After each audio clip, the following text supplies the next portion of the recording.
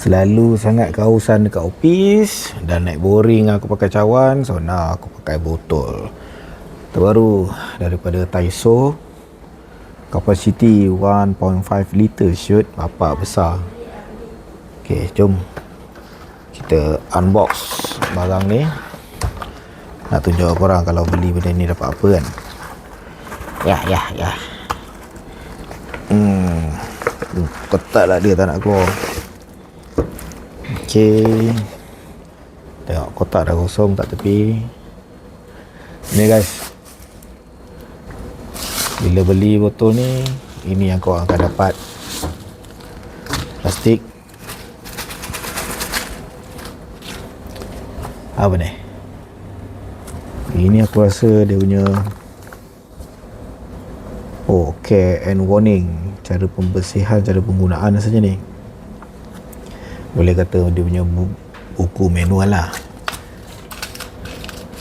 So ni silica gel. Ni apa? Tak ada apa. So ni botol dia. So sebenarnya botol ni ada macam-macam warna, tapi sengaja aku ambil yang ini. Ok, jom kita tengok video close up dia pula. Ni close up barang. Yang pertama nak tunjukkan korang warna cat dia. Dia macam matte. Dia tak ada matte, aku tak kerti lah nak beritahu nama cat. Tapi aku ambil ni sengaja lah aku ambil warna kelabu. Dia ada macam-macam warna lain, tapi lah nak kenakan dengan tempat kerja aku ni, warna kelabu ni aku rasa sesuai lah sikit.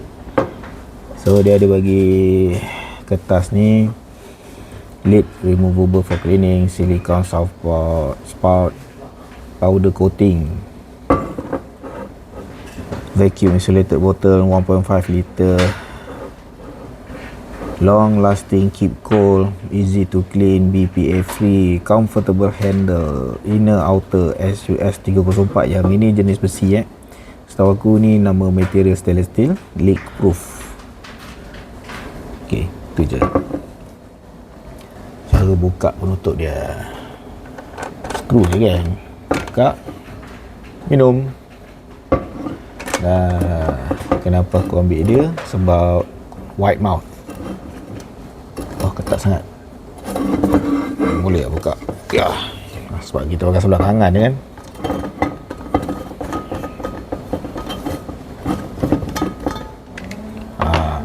Aku suka pattern yang wide mouth macam ni, sebab bila nak masukkan ais, kerjanya mudah.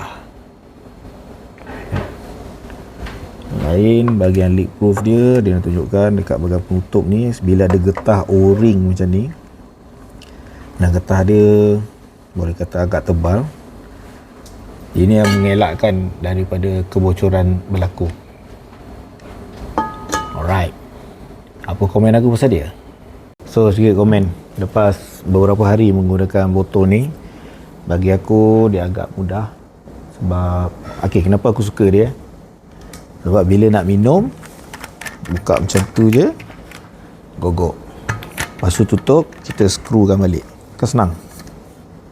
So ni aku gunakan untuk office. Cumanya aku ambil 1.5 liter, tapi aku rasa 1.5 liter ni besar untuk penggunaan office. Artinya dalam office ni aku rasa dia bagus sebenarnya. Kalau boleh memang nak minum time waktu bekerja ni, dapat minum 1.5 liter. Tambah aku suka air sejuk, so bila aku letak air sejuk dalam tu, dia boleh tahan lama sikit lah. And of course kalau kau letak ais, lagi lah lama dia tahan.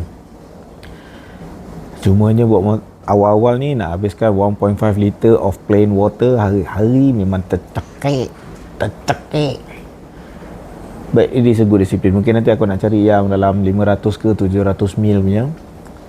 Kita patutnya start slow-slow lah kan. Tapi aku terlalu optimistic, terlalu yakin yang aku boleh. Tak boleh. Overall penggunaan dia nice. Nak letakkan dekat meja aku macam ni pun, nampak dia blend in. Cuma ni je lah, kawasan ni masih sampah lagi. Nanti aku tengah fikir macam mana aku nak bikin supaya tak semak.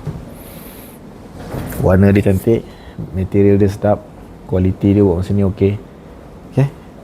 Pendapat korang macam mana? Letakkan dekat komen.